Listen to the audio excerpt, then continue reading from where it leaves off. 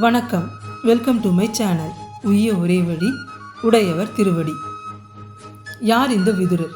மகாபாரதத்தில் வரக்கூடிய விதுரர் யார் அப்படிங்கிறத நம்ம இந்த வீடியோவில் பார்க்கலாம். முன்னொரு காலத்தில் அமராவதி அப்படிங்கிற நாடு ஒன்று இருந்தது. அந்த நாடு செல்வ செழிப்பாக இருந்துச்சு. அந்த நாட்டில் அரசனில் ஆரம்பித்து குடிமக்கள் வரைக்கும் நிறைய செல்வம் இருக்கும். செல்வம் எங்கே நிறைய இருக்குமோ அங்கே ஆபத்தும் இருக்குமில்ல. இந்த நாட்டோட செல்வ செழிப்பை பற்றி பக்கத்து நாட்டுக்குள்ள பரவ ஆரம்பிச்சுது. அங்கிருந்த திருடர்கள் எல்லாம் இந்த நாட்டை நோக்கி வந்தாங்க. கொள்ளடிக்க வந்த கொள்ளையர்களால் நாட்டு மக்களோட உயிருக்கே ஆபத்து வந்தது. இதையெல்லாம் பார்த்து அந்த நாட்டோட அரசருக்கு ரொம்ப கோபம் வந்தது.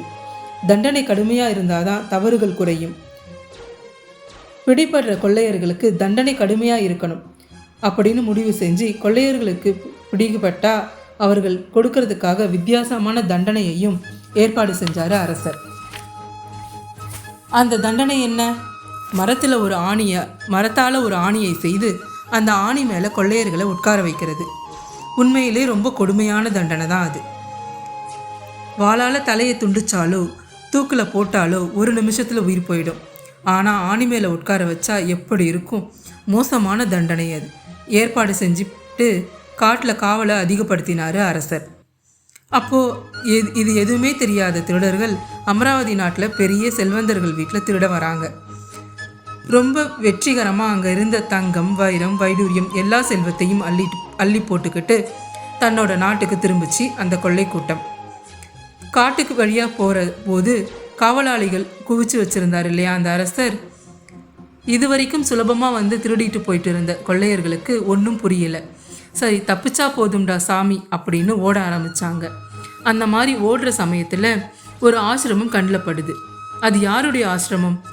அது மதக முனிவரோட மகனான மாண்டவியரோட ஆசிரமம் அது. இந்த மாண்டவிய முனிவர் தவம் செய்ய ஆரம்பிச்சிட்டாருன்னா ரொம்ப தீவிரமாக இருப்பார். அவரோட தவத்தை யாராலையுமே கலைக்க முடியாது. அதனால் அந்த தவநிலையை பயன்படுத்திக்கிட்டு கொள்ளையடித்த பொருட்களையும் ஒழிச்சு வச்சுட்டு தாங்களும் ஒளிஞ்சுக்கலாம் அப்படின்னு முடிவு செய்கிறாங்க கொள்ளையர்கள். அந்த ஆசிரமத்தில் ஒரு இடத்த கண்டுபிடிச்சு செல்வத்தை எல்லாம் ஒழிச்சிட்டு தாங்களும் ஒரு மரவாக ஒளிஞ்சுக்கிறாங்க. காட்டில் கொள்ளையர்களை தேடி வந்த அரசரோட காவலாளிங்க கண்ணுக்கும் அந்த ஆசிரமம் தென்படுது. ஆசிரமத்துக்குள்ளே போய் முனிவரை விசாரிக்கலாம் அப்படின்னு முடிவு பண்ணுறாங்க. அவங்க ஆசிரமத்துக்குள்ளே போகும்போது முனிவரும் கண் முழிச்சு பார்த்துறாரு. அதனால் விசாரிக்கிறாங்க. அவரோட பதில் அவங்களுக்கு திருப்தியாக இருக்காது. ஆசிரமத்தை சுற்றும் முத்தும் பார்க்குறாங்க. ஒரு வைர மோதிரம் தென்படுது. மோதிரத்தை பார்த்ததும் முனிவர் மேலே சந்தேகம் வலுக்குது. கொஞ்சம் கடுமையாக விசாரிக்கிறாங்க. தவத்தில் இருந்ததால் எனக்கு எதுவுமே தெரியாது, அதனால் எந்த கொள்ளையர்களையும் பார்க்கல அப்படின்னு சொல்கிறாரு முனிவர். காவலாளிகள் அவரை நம்பலை. ஆசிரமத்தை சோதனை பண்ணுறாங்க. அப்போ செல்வமும் கிடைக்கிது, கொள்ளையர்களும் கிடைச்சிட்றாங்க. காவலாளிகளுக்கு கோபம் தலைக்கு ஏறிடுச்சு. உங்களுக்கு தெரியாமல் எப்படி கொள்ளையர்கள் உங்கள் ஆசிரமத்துக்கு வர முடியும்? நீங்களும் அவங்களுக்கு உடந்தை தானே அப்படின்னு சொல்லி அவரையும் அரசர்கிட்ட அழைச்சிட்டு போக அரசரும் சரியாக விசாரிக்காமல் அதற்கான தண்டனையை கொள்ளை கூட்டத்திற்கும் மாண்டவிய முனிவருக்கும் சேர்த்தே விதிக்கப்படுது. அங்கே மரத்தால் ஆணிகள் நடப்படுது. ஒரு திருடனாக அதில் உட்கார வைக்கிறாங்க. ஆணியோட கூர்மையான பகுதி உடம்பில் அப்படியே தொலைக்குது. வலி தாங்காமல் எல்லோரும் கத்துறாங்க. முனிவரையும் அந்த கூர்மையான மர ஆணியில் உட்கார வைக்கிறாங்க. ஆனால் ஆணி இறங்க மறுக்குது. அதை பார்த்த உடனே அங்கிருந்த அத்தனை பேருக்கும் குழப்பம் அதிகமாயிடுச்சு. அப்போ முனிவர் சொன்னது உண்மைதான் போல அப்படின்னு அந்த சமயத்தில் தான் கொள்ளையர்களையே விசாரிக்கிறாரு அரசர். கொள்ளையர்கள் உண்மையை சொன்னதும் அப்படியே ஆடி போயிட்டாரு அரசர். தெரியாமல் இப்படி ஒரு பாவத்தை செஞ்சிட்டோமே அப்படின்னு உடனடியாக அந்த ஆணியிலிருந்து அவரை இறங்க சொல்லிட்டு காலில் விழுந்து மன்னிப்பும் கேட்கிறாரு. மாண்டவிய முனிவரும் அந்த அரசரை மன்னிச்சு விட்டுடுறாரு. ஆனால் என்னதான் அந்த மர ஆணி உடம்புல இறங்க மறுத்தாலும் அந்த ஆணியோட சிறு பகுதி முனிவரின் உடம்பிலேயே தங்கிடுச்சு. அதனால் அவரோட உடம்புல கொப்பளம் வந்து சீழ் பிடிச்சி அந்த முனிவர் இறந்தும் போயிடுறாரு. இந்த முனிவர் இறந்ததும் வானுலகத்திற்கு போகிறாரு.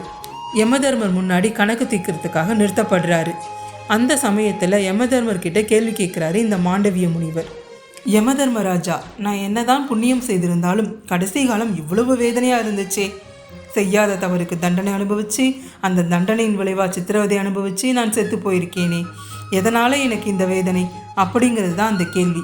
அந்த கேள்விக்கு யமதர்மராஜா என்ன பதில் சொல்கிறாரு? உன்னோட சிறு வயதில் தும்பியை பிடிச்சி கூர்மையான புல்லை அது உடம்புல செலுத்தின. அது அப்போ அனுபவிச்ச வேதனையே நீ படணும் அப்படிங்கிறதால தான் உன் கடைசி காலத்தில் இந்த வேதனையே நீ அனுபவிச்ச அப்படின்னு சொன்னார். அப்போ தான் மாண்டவிய முனிவருக்கு குழப்பம் அதிகமாயிடுச்சு. அப்படி ஒரு சம்பவம் நடந்த மாதிரி எனக்கு ஞாபகமே இல்லையே, நீங்கள் சொல்கிற இது செய்யலை, நான் செய்யும்போது எனக்கு என்ன வயசு இருக்கும் அப்படின்னு யமன்கிட்டயே தன்னுடைய சந்தேகத்தையும் கேட்குறாரு. யமன் சொல்கிறாரு, உனக்கு ஞாபகம் வர வாய்ப்பில்லை, அது உன்னோட சிறு வயதில் நடந்தது. இதை கேட்டதும் வந்ததே கோபம் மாண்டவிய முனிவருக்கு. தர்மதேவனி, நீ வேதங்களை படிச்சிருக்கியா இல்லை படித்தது மறந்து போச்சா? ஒருவன் மனமறிஞ்சி எது சரி தவறு அப்படின்னு தெரிஞ்சு செய்கிற தப்புக்கு தான் தண்டனையை ஒழிய நினைவில் கூட வச்சுக்க முடியாத சரி எது தவறு எது அப்படின்னு தெரியாத குழந்தை பருவத்தில் செய்கிற தவறுக்கு தண்டனையும் கிடையாது, யமலோகத்தில் கணக்கும் கிடையாது அப்படின்னு யமனை பார்த்து சீரறாரு அவர். இந்த தர்மத்தை நினைவில் வைக்காம எனக்கு கடுமையான கடைசி காலத்தை கொடுத்த உனக்கு நானும் ஒரு சாபத்தை கொடுக்குறேன். இந்த கணமே நீ பூமியில் ஒரு அடிமை பெண்ணுக்கு மகனா பிறக்கணும். மனிதனா பிறந்து பசினா என்ன, தாகம்னா என்ன, வலினா என்ன, வேதனைனா என்ன அப்படிங்கிற எல்லாத்தையும் அனுபவிக்கணும். அப்போ தான் இன்னைக்கு என் விஷயத்தில் செய்த தப்பை இன்னொருத்தருக்கு செய்ய மாட்டேன் அப்படின்னு சொல்லி சாபம் வழங்கினார். அதன் பயனாக தான் பூமியில் ஒரு அடிமை பெண்ணுக்கு மகனாக பிறக்கிறாரு யமதர்மர். யாருக்கு தெரியுமா? திருதராஷ்டிரனுடைய அம்மா அம்பிகையின் பணிப்பெண்ணுக்கு மகனாக பிறப்பெடுத்தார். ஆமாங்க, அவர்தான் விதுரர்.